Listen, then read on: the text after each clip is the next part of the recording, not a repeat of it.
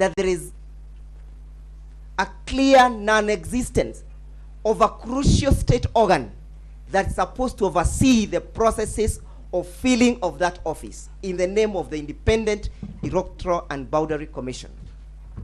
Your Lordship, the Independent and Boundary Commission is created under Article 88 of the Constitution, and the functions are created therein.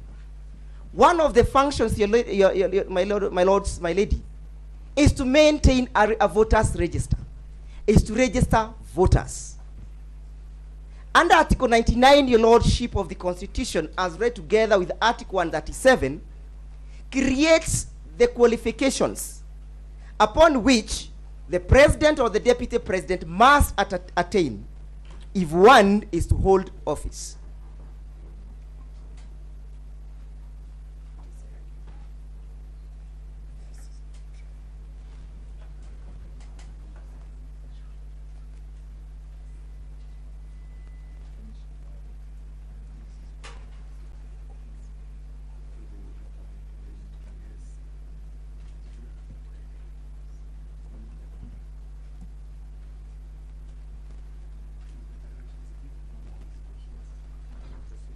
Well, my ladies, my lord, it is clear that the functions created under Article 99 of the Constitution can only be executed and or implemented by the Independent Electoral and Boundary Commission.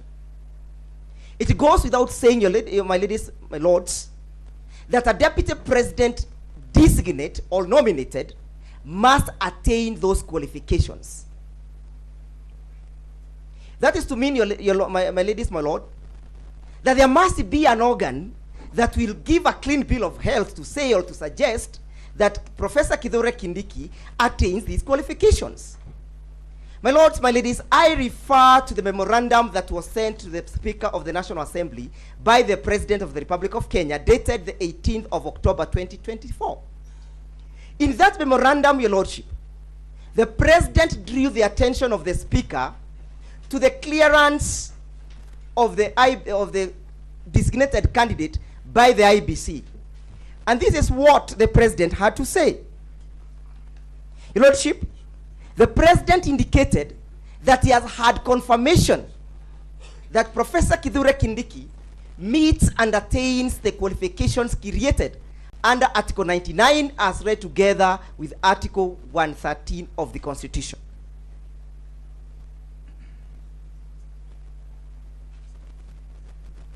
My ladies, my lords, when the President of the Republic referred to the IBC, and I call upon the court to take judicial notice of that document, it was a presumption that that confirmation was done by the Electoral and Boundary Commission as created by the Constitution. My ladies, my lords, it's my humble appeal that this honorable court does fight in my favor to issue the conservatory order on the basis that there is no clearance that has been issued by the IBC. My lord, we all know, my ladies, my lords. My lord, may I kindly seek your guidance? When Mr. NJIRU started off, we thought it would be a simple and a straightforward application. But now, seeing the trajectory it has taken, he has raised an avalanche of issues for which we would require them reduced in a particular format so that we can seek instructions from our clients. So we'll be seeking that we get a formal thing that will enable us to seek instructions from our clients. Dr. Kamodo for the 10th respondent. Your Lordship, I am making an application on the basis of the law. Your Lordship, if it is not crucial for us to have an IBC to confirm whether Professor Kithure Kindiki is a registered voter, that would mean, Your Lordship, that a person can go to Mathare Hospital and designate a person to become a deputy president. The qualifications created by the Constitution have a mechanism of being established, Your Lordships. And the process of establishing those qualifications, Your Lordship, is set down and out in law. Your Lordship. Mr. NJIRU, my understanding, Yes, Your Lordship. When you first asked for this conservatory order, Yes, Your Lordship. under MADU paper, Yes, Lord. that is his application. Yeah. I have on a different application. I moved under Article 23. Because my understanding is that if you want the court to give conservatory orders immediately after rendering a ruling or a judgment, that application can be verbal but also very short, because the court is already aware, has already expressed itself. That's correct. So that kind of application cannot be the beginning of another big Your Lordship, I am well guided. So I think for the purposes of the discretion of the Yes, bench, Lordship. for the purposes of the discretion of the bench, Yes, I Lordship. think Mr. Ochieng's application is what we should be considered. Your application evidently requires to be formal. Your Lordship, I am well guided by the court, but the court also needs to perhaps appreciate the import of Rule 24, that due to the vulnerability of the rights and the vulnerability of the infringement and the violation of the Constitution, I can appear before you. Rights cannot be vulnerable. Individuals are. May I have not my rights. time and then you have your response, Professor? Your Lordship, this application is premised again on Article 3. The call upon every person to protect the Constitution.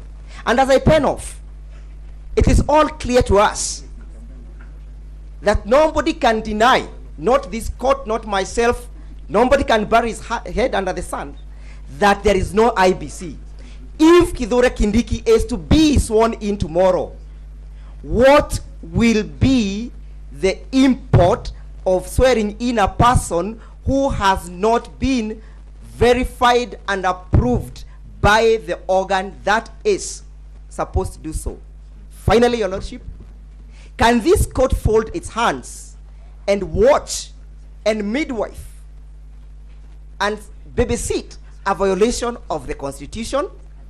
What is the role of the court when it comes to the issue of Article 3 of the Constitution and the question of the sovereignty of the people?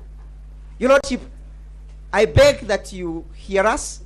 I beg that you grant the conservatory order staying the swearing in of Professor Kithure Kindiki on the basis that he has not qualified to hold that office. Secondly, on the basis that his purported qualification has not been verified by the body that is mandated to do so. In the absence of that, Your Lordship, you will be inviting us to say that even an insane person can become deputy president, a bankrupt person can become deputy president. Objection. I rest my case. My Lord, let me respond to. So that can I respond? Professor Ojenda and, yes, my Lord, and every other counsel who is seated, please sit down. We have two applications.